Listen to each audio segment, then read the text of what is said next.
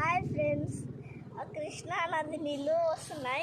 చిన్న కాలువ కాదు ఫ్రెండ్స్, ఊపిరి అట్లా చెప్పిన పెద్ద కాలువ ఇది.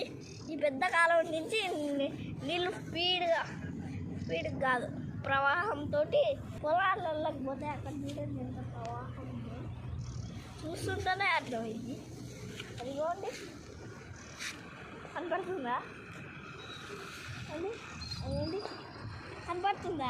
కనపడుతుంది. ఎంత ప్రవాహం ఉందో మనం తెలుసుకోవాలి. అదే మన కంటికి కనపడుతుంది. మీరు కూడా ఎంజాయ్ చేయడానికి ఎర్లీ మార్నింగ్ రాండి ఫ్రెండ్స్.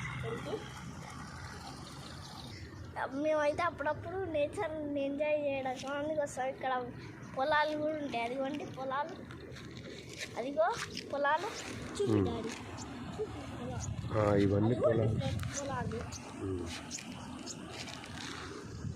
మళ్ళీ ఉన్నాయి కదా. హాయ్ ఫ్రెండ్స్, మేము ఈత నేర్చుకోవడానికి అప్పుడప్పుడు ఇక్కడ చూస్తాం. మా డాడీ నేర్పిస్తారు. కొంచెం చిన్నగానే ఉంటుంది కాలువ, పెద్ద ఉండదు. దీంట్లో అయితే ఈత నేర్చుకోవచ్చు. దీంట్లో ఒక్కొక్కసారి కొట్టకపోతాం కూడా ప్రమాదం ఫ్రెండ్స్. అందుకే జాగ్రత్తగా నేర్చుకోవాలి. ఒక్కొక్కసారి కొట్టకపోతాం కూడా, బ్రీతింగ్ ఆడక చచ్చిపోతాం.